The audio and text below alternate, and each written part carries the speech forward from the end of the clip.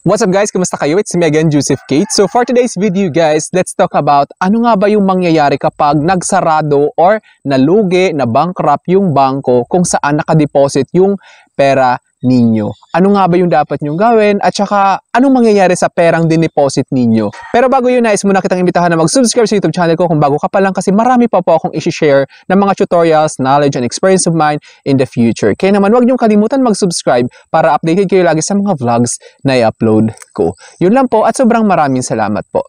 Disclaimer lang guys ha, hindi po ako expert pagdating dito. I just want to share my knowledge and experience. Not experience actually. Never ko pa naman experience na malugi yung bangko kung saan nagde-deposit ako ng pera. It's about curiosity kasi. Parang I've been a BDO creditor for about 8 years. Kaya naman na-curious ako, what if ganito ganyan? Hindi ko naman pinagdarasal, wag naman po. Hindi naman sana mangyari yung ganun. To be honest guys, BDO is one of the most established bank here in the Philippines. Leading bank siya actually. Kaya naman, complacent kayo or ako mismo kapag nagde-deposit ako ng pera sa kanila, it's because I know that they were established enough or well established kumbaga. Pero na-curious lang ako sa ibang banks, ganito ganyan. What if it comes into situation, bigla silang mag-fail at malugi. So, anong mangyayari sa mga taong nagde-deposit sa kanila? Anong mangyayari sa pera nila? Mababalik ba? So, yun, hindi po ako expert. Nais ko lang i-share yung knowledge ko dito. So, ito guys, nag-research ako about this matter in order for me to find out, to get out of my curiosity, what will really happen if it does to a bank. So, if a bank files for a bankruptcy, it means the bank is unable to pay its debts and will likely to be taken over by a government agency, which is yung PDIC. Mamaya masisingit siya. Leading to your deposited funds being protected up to a certain limit by deposit insurance. So, PDIC means Philippine Deposit Insurance Corporation. So, sila yung mga namamahala when it comes to deposits account. Sila yung nakamonitor sa mga bangko, kung anong nangyayari, anong status ng assets nila, if it's still profitable pa ba, able to pay off their debts, something like that. Then, while creditors may only receive a portion of what they are owed depending on the bank's remaining assets. So, parang kahit pa paano may matatanggap pa rin yung mga depositor or creditors sa bank na yon, depende kung magkano na lang yung natitirang assets ng bangko na yon. Essentially, most customers would not lose all their money but accessing funds could be restricted while situation is resolved. So, ibig sabihin guys, the moment na mag-file si bank ng bankruptcy, lahat ng account ni creditors is mapi-freeze, which means no one can touch it. So, pera nyo yun, hindi nyo magagalaw. It's because, kumbaga, standard operating procedure na nag-file ng bankruptcy. So, all money deposited to that bank will be freezed. Hindi siya magagalaw talaga. Here's the key points about bank filing bankruptcy. Deposit insurance. Most countries have a system where a government agency insures deposits up to certain amount. So, up to certain amount. Meaning, you would likely get most of your money back if the bank fails. Limited access to funds. Tulad ng sinabi ko kanina, once a bank files for bankruptcy, your accounts might be frozen, limiting your ability to withdraw funds until the situation is resolved. So, hindi mo talaga magagalaw yung funds na nakadeposit dun kapag under investigation yung bank na yun. Creditors may not be fully repaid. So, yun yung masaklap dito guys. Depending on the bank's assets, creditors like other banks or businesses may only receive a portion of the money they owe. So, halimbawa nakapag-deposit kayo ng 1 million tapos yung covered lang ng insurance is 500,000. So, 500,000 lang yung makukuha nyo doon. Beyond that, hindi na talaga. It's because yun lang yung covered amount ng insurance corporation.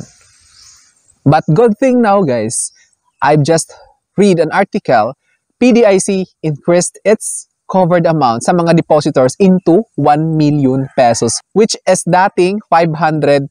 Ngayon, 1 million na yung covered nila. It's a good news to all depositors. Bank takeover. A government agency would usually take over the bank's operation to manage the liquidation process and distribute funds to depositors. So, ibig sabihin guys, the moment na mag-file si bangko ng bankruptcy, automatically or right away, government agency will take over in order to analyze about their situation, lahat ng assets nila, kung ano na meron sila, ibebenta yon in order for them to generate funds to repay or ibalik yung mga pera ng nag-deposit sa kanila. Impact on credit rating. A bank's bankruptcy can significantly affect its credit rating, making it difficult to borrow money in the future. So parang tulad din sa tao, halimbawa marami kayong loans tapos hindi mo na talaga kaya bayaran, you should consider filing for bankruptcy. Yun lang yung masaklap dyan, guys. The moment you filed a bankruptcy, mahihirapan ka na ma-approve for your future loans. It's because you have your history which you failed in operating a business or you did not make it to pay off all your debts, your interest, kaya naman, in the future, mahihirapan ka na. Which is 10 years, yung pangalan ninyo is nakalagay dun sa credit report, which is, you experienced that kind of situation in your life, which you filed bankruptcy. What you should do if your bank files for bankruptcy? So, ano yung gagawin nyo kapag yung banko nyo is nag-file ng bankruptcy, di na talaga kayang ibalik yung pera ninyo? So, contact your bank, check your bank to understand the specific details of your situation and how to access your funds. So, if there's a chance, pwede pang ma-access yung funds ninyo, then you should access your funds right away. Then, consider transferring funds. If possible, transfer funds to another bank that is not facing financial difficulties. So, it's a good idea, guys, na i-transfer nyo agad yung pera nyo sa isang bank which is okay yung operation nila. They don't even experience difficulties in their operation para ma-save mo yung pera mo. Review your deposit insurance coverage. Confirm how much your deposits are covered by the government deposit insurance program. So, ito yung sinasabi na, guys. Dito na nga yung papasok yung sinasabi ko kanina na PDIC, which is yung Philippine Deposit Insurance Corporation. So, sila na ngayon yung mamamahala sa assets ng bangko na yon na nag-file ng bankruptcy.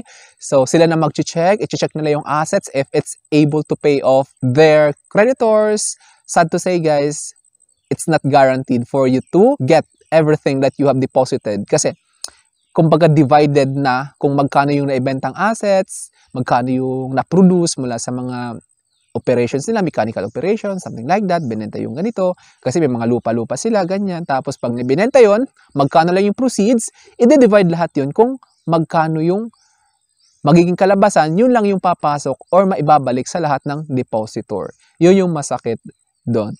Good thing, parang wala naman masyadong issue na ganon. Lumalaban naman lahat yung bangko dito sa Pilipinas. Wala pa naman akong naririnig na may nalulugi. So, it's a good idea. Don't be discouraged in saving your money into a certain bank. It's because they're doing their best naman na magawa nila yung naipangako nila or matupad yung kung ano man yung pinangako nila sa mga depositors nila. They're trying their best. So ito na ngayon yung Philippine Deposit Insurance Corporation, guys. Nakalagay dito sa ano nila, tinignan ko yung Facebook page nila.